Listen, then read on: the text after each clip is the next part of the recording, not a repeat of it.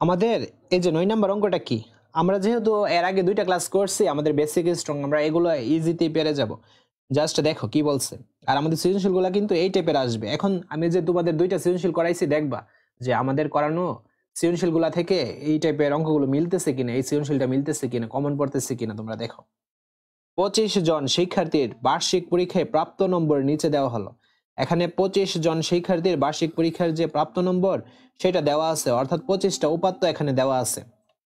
আমাদের প্রশ্নে কি বলছে, প্রাপ্ত নম্বরের সরাসরি গড় নির্ণয় করো। আমাদের এই যে নম্বরগুলো, এইগুলোর সরাসরি গড় নির্ণয় করতে হবে। সরাসরি গড় বলতে আমরা যে এমসিকিউর মধ্যে করছিলাম গড়টা, ওই টাইপের সবগুলো যোগ করব, করে এখানে কতটা সংখ্যা, 25টা সংখ্যা বা 25টা উপাত্ত আমরা 25 দিয়ে ভাগ করব, অ্যান্সারটা পেয়ে যাব। হ্যাঁ, তো আমরা দেখো 9 এর ক করতেছি, 9 এর ক করতেছি, প্রাপ্ত নম্বরে সরাসরি গড় বলছে। তো আমরা প্রথমে কি করব, প্রাপ্ত নম্বরের কি, প্রাপ্ত নম্বরের সমষ্টি বের করব। প্রাপ্ত নম্বরের সমষ্টি, সমষ্টি বলতে সবগুলোর যোগফল, এই সবগুলো আমরা এখানে তুলব, সবগুলো তুলে দিচ্ছি। দেখছো সবগুলো তুললাম, তো সবগুলো যোগ করে দেখলাম অ্যান্সারটা হচ্ছে 1875। এটা হচ্ছে সবগুলোর যোগফল। ওকে, দেন আমাদের আরেকটা তথ্য প্রয়োজন। আমাদের এখানে মোট শিক্ষার্থীর সংখ্যা কত, মোট শিক্ষার্থীর সংখ্যা, বা তুমি এটাও লিখতে পারো উপাত্ত সমূহের সংখ্যা। আমরা যেহেতু সূত্রে শিখছি উপাত্ত সমূহের সমষ্টি, তুমি প্রাপ্ত নম্বরের সমষ্টি না লিখে এখানে উপাত্ত সমূহের সমষ্টিও লিখতে পারো, তোমার ইচ্ছা। দেন যোগটা ঠিকভাবে থাকলেই হলো। আর উপাত্ত সমূহের সংখ্যা, মোট শিক্ষার্থীর সংখ্যা না লিখে তুমি উপাত্ত সমূহের সংখ্যাও লিখতে পারো। ওকে, তো মোট শিক্ষার্থীর সংখ্যা এখানে কত দেওয়া, 25 দেওয়া। এখন আমরা সূত্র ইউজ করব।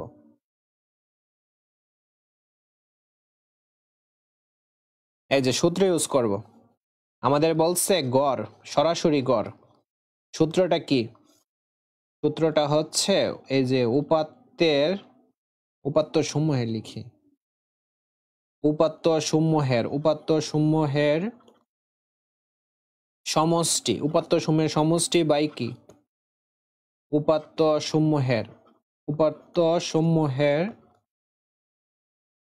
সমূহের সংখ্যা। আচ্ছা, উপাত্ত সমূহের সমষ্টি কত আমরা পেয়েছি, 1875, আর সংখ্যা পেয়েছি আমরা 25। 25 দ্বারা এটাকে ভাগ করলে আমরা অ্যান্সারটা পাবো 75। এই যে দেখছো, এইটাই হচ্ছে উত্তর। আর যারা আমার কোর্সে এখনো জয়েন হও নাই, তারা এই নাম্বারে যোগাযোগ করো। 20% ডিসকাউন্ট চলতেছে। ইংলিশ এবং ম্যাথ ফুল অর্ধবার্ষিক সিলেবাসটা কমপ্লিট করতে পারবে। তোমাদের তো মেইন ইংলিশ এবং ম্যাথ, এবং হাফ ইয়ারলি পর্যন্ত, কিন্তু প্রতি মাসে যে 1360 করে এমন না, একবারে 1360। তো এই শেষ সুযোগ। আমাদের যত স্টুডেন্ট বাড়বে তত আমাদের কোর্স ফিটা বেড়ে যাবে, তো আর বেশি কিন্তু সিট নাই। আচ্ছা, আমরা এখন খ নাম্বারটা দেখি। খ নাম্বারে কি বলছে, শ্রেণীব্যাপ্তি 5 নিয়ে গণসংখ্যা নিবেশন সারণী তৈরি করো এবং সারণী থেকে গড় নির্ণয় করো। আমাদের শ্রেণীব্যাপ্তি 5 নিয়ে আমরা কিন্তু আমাদের যে সৃজনশীল 2টা করছিলাম, ওইখানে কিন্তু গণসংখ্যা নিবেশন সারণী কিভাবে তৈরি করতে হয় সেটা দেখছি। আর প্রশ্নে এখানে বলে দিচ্ছে শ্রেণীব্যাপ্তি 5 নিতে হবে এবং ওই সারণী থেকে আমাদের গড় নির্ণয় করতে হবে। অর্থাৎ আমাদের টার্গেট থাকবে, আমরা তো গড় নির্ণয়ের যে সারণীটা করেছিলাম এর আগের ক্লাসগুলোতে, ওই গড় নির্ণয় সারণীটাই মূলত এখানে করতে হবে। ঠিক আছে, কথাটা একটু ঘুরাই দিছে আর কি। আমরা এই যে দেখো, এই যে উপাত্ত, এই উপাত্তের মধ্যে সর্বোচ্চ সংখ্যা কোনটা বা সর্ববৃহৎ সংখ্যাটা কোনটা, সর্বোচ্চ সংখ্যাটা আমরা খুঁজে বের করি। আমরা দেখতে পারতেছি সর্বোচ্চ সংখ্যা হচ্ছে 88, আর সর্বনিম্ন সংখ্যা কত আমরা খুঁজে বের করলাম, সর্বনিম্ন সংখ্যাটা হচ্ছে 63।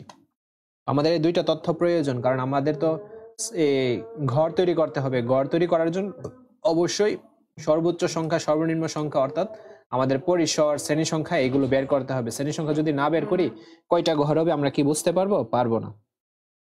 এখানে সর্বোচ্চ সংখ্যা কত, 88, এবং সর্বনিম্ন সংখ্যা, এই যে সর্বনিম্ন সংখ্যা কত, সর্বনিম্ন সংখ্যাটা হচ্ছে 63। তো আমাদের কি বের করতে হবে, আমাদের আমাদের পরিসর বের করতে হবে। পরিসর বের কিভাবে আমরা করি? সর্বোচ্চ সংখ্যা মাইনাস এই যে সর্বনিম্ন সংখ্যা, তারপর প্লাস আমরা 1 দিব। সর্বোচ্চ সংখ্যা আমরা কত পেয়েছি? 88, আর সর্বনিম্নটা পেয়েছি 63, প্লাস 1 করব। 88 থেকে 63 বিয়োগ দিব, বিয়োগ দিলে পাচ্ছি 25, এবং 1 যোগ করলে আমরা কত পাচ্ছি? 26 পাচ্ছি। দেখছো, বের করছি। তারপর আমাদের শ্রেণী সংখ্যা বের করতে হবে। এই যে দেখো, শ্রেণী সংখ্যা আমাদের বের করার সূত্রটা কি? আমরা পরিসরকে শ্রেণীব্যাপ্তি দিয়ে ভাগ করব। পরিসরকে শ্রেণীব্যাপ্তি দিয়ে ভাগ করব। তো আমরা পরিসর কত পাইছি? পরিসর আমরা পাইছি 26, আর শ্রেণীব্যাপ্তি কত পাইছি? দেখো তো, শ্রেণীব্যাপ্তি আমাদের প্রশ্নে কিন্তু বলছিল যে 5 ধরার জন্য। 5 দ্বারা 26কে ভাগ করলে অ্যান্সারটা আমরা পাচ্ছি 5.2। দেন তুমি এরকম এই চিহ্নটা দিতে পারো, প্রায় বা অ্যাপ্রোক্সিমেট, ঠিক আছে? এরকম চিহ্নটা দিতে পারো। 5.2 দেওয়া যাবে না, এর পরের পূর্ণ সংখ্যাটা কি? পরের পূর্ণ সংখ্যাটা হচ্ছে 6, অথবা 5.2 সমান 6ও দিতে পারো, অথবা এই চিহ্নটাও দিতে পারো। ওকে, আচ্ছা, যাই হোক, আমরা তো বুঝতে পারছি আমাদের শ্রেণী সংখ্যা কয়টা হবে? 6টা হবে, অর্থাৎ ঘর হবে আমাদের 6টা। এই যে দেখো, আমি তোমাদের ঘরটা করে দিচ্ছি। এই যে, তো এখানে হবে শ্রেণীব্যাপ্তি, তারপর হবে মধ্যমান, দেন হবে টেলি। যেহেতু গণসংখ্যা নিবেশন সারণী তৈরি করার জন্য বলছে, যে কারণে আমাদের টেলির যে ঘরটা ওইটা দিতে হবে। আর যদি এইভাবে বলতো যে গড় নির্ণয় করো, তখন আমাদের গড় নির্ণয়ের যে সারণীটা ওইটা তৈরি করতে গেলে সেই ক্ষেত্রে আমাদের আর ওই যে টেলির ঘরটা এটা দরকার পড়ে না আর কি। আমি আবারও বলতেছি, এটা একটু মনোযোগ দাও। যখন তোমাদের প্রশ্নে বলবে যে গণসংখ্যা নিবেশন সারণী তৈরি করো, তখন যে টেলির ঘরটা, এই যে টেলির ঘরটা মাস্ট বি তোমাদের দিতে হবে যখন বলবে গণসংখ্যা নিবেশন সারণী তৈরি করো। আর যখন বলবে জাস্ট গড় নির্ণয় করো, গড় নির্ণয়ের ক্ষেত্রে আমাদের টেলি দেওয়ার দরকার নেই, তবে দিলেও দিতে পারো, ঠিক আছে? অবশ্যই গণসংখ্যা নিবেশন সারণী বললে তোমাকে কি করতে হবে? টেলির ঘরটা দিতে হবে। আর যদি বলে জাস্ট গড় নির্ণয় করো বা আয়তলেখ নির্ণয় করো, তখন আমাদের আর টেলির প্রয়োজনই নেই। ক্লিয়ার? আচ্ছা, তো আমাদের এখানে হবে কি? এখানে হবে শ্রেণীব্যাপ্তি, দেন আমাদের এরপরের ঘরটা হচ্ছে মধ্যমানকে আমরা এক্স আই দিয়ে প্রকাশ করব। এটা কিন্তু এক্স আই, এই যে এক্স দেন আই, এটা। তারপর টেলি, ঠিক আছে। দেন আমরা গণসংখ্যাকে প্রকাশ করা হয় এই যে এফআই দ্বারা, এফআই। দেন আমাদের ওই ঘরে হবে মধ্যমান এবং গণসংখ্যার গুণফল হবে এফআই এবং এক্সআই। দেখছো, এফআই এক্সআই কি হবে? এই যে মধ্যমান এবং এই যে গণসংখ্যা, এটার গুণ হবে এফআই এক্সআই। আচ্ছা, যাই হোক, এখন আরেকটা প্রশ্ন, আমাদের তো শ্রেণীব্যাপ্তিগুলো তৈরি করতে হবে। আমরা সর্বনিম্ন কত পেয়েছি? দেখো তো, সর্বনিম্ন পেয়েছি 63, আর সর্বোচ্চ পেয়েছি 88। এখন তুমি একটা কাজ করতে পারো, তুমি 60 থেকে, আমাদের শ্রেণীব্যাপ্তি 5 ধরা হয়েছিল, তো 60, 61, 62, 63, 64, 60 থেকে তুমি 5 গুণে 64 দিতে পারো, আবার 65 থেকে গুনতে পারো। হ্যাঁ, এভাবে দিলেও হবে। তবে আমি তোমার সর্বনিম্ন কত ছিল? 63 না? 63 থেকে নিচ্ছি। 63-র সাথে 5 গুনবো, 63, 64, 65, 66, 67। তো 63-র সাথে 5 যোগ করলে 63 সহ, কিন্তু 63 বাদে যদি যোগ করো তাহলে কিন্তু আবার 68 চলে যাবে। শ্রেণীব্যাপ্তি বের করার, আমি আবারও বলতেছি, শ্রেণীব্যাপ্তি বের করার নিয়ম হচ্ছে তোমাকে সর্বনিম্ন সহ গুনতে হবে, 63 সহ গুনতে হবে। আচ্ছা, 67, তারপর আমরা আবার 68 থেকে নিব, 68-র সাথে 5 গুনবো। দেখো, 68, 69, 70, 71, 72, 68-র সাথে 5 গুনলে কত? 72। এই ভুলটা যেন না হয়, ঠিক আছে?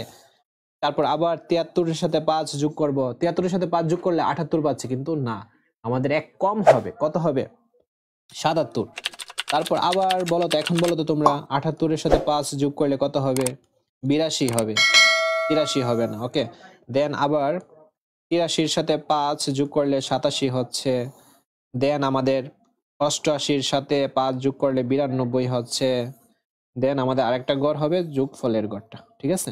দেখো, এখানে কয়টা গড় হচ্ছে? 1টা, 2টা, 3টা, 4টা, 5টা, 6টা। আমাদের কিন্তু 6টা বলছে, এই 6টা হচ্ছে মেইন, আর একটা হেডলাইনের, আর একটা যোগফলের। মোট হবে 6টা বললে 8টা, বা 7টা বললে 9টা, 9টা বললে 11টা, এরকম 2টা করে বাড়বে আর কি।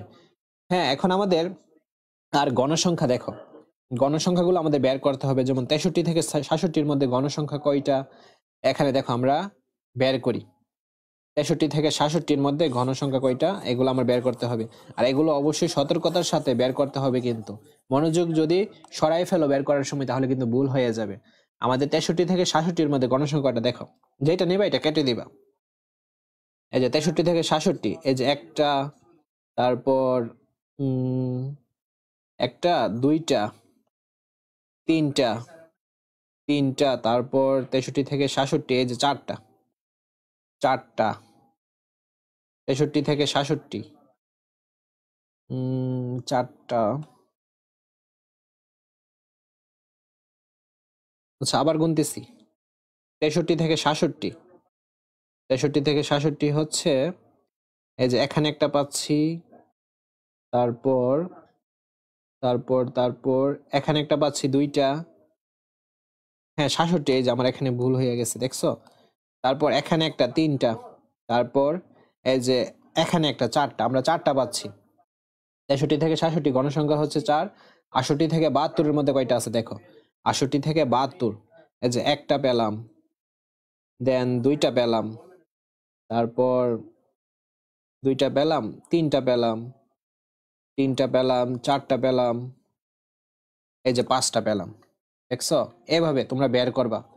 আর যেগুলা কেটে ফেলছে ওইগুলা তো আর দ্বিতীয়বার যাওয়ার দরকার নেই, কেটে ফেলছি মানে শেষ, ওইগুলা বাদে যা যা হবে ওইভাবে আমরা গুনবো। 73 থেকে 77 মধ্যে আমরা পেয়েছি 7টা, দেন চারটা, চারটা এবং একটা। টেলিগুলো আমাদের বসাই দিতে হবে, 4, দেন 4 একে 5, তারপর 4 5 6 7, 4 4, দেন 1।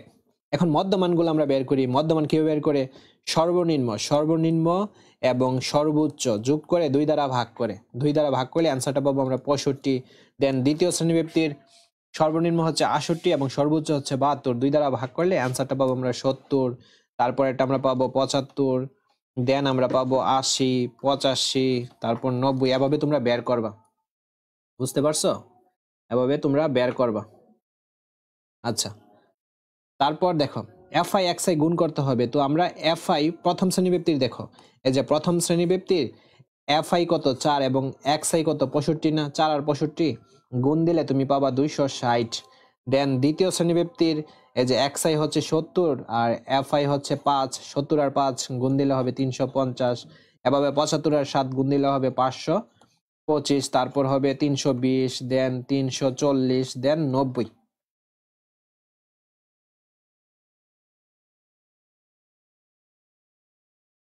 দেন আমরা কত পেয়েছি, 90 পেয়েছি। আচ্ছা, তারপর গণসংখ্যাকে n দ্বারা প্রকাশ করা হয়। গণসংখ্যার যে এই সবগুলো যোগফল হচ্ছে আমাদের 25। দেন আমাদের এখানে সামেশন, আচ্ছা এই ঘরটা একটু বড় করে দিই, এই ঘরটা একটু বড় করে দিচ্ছি।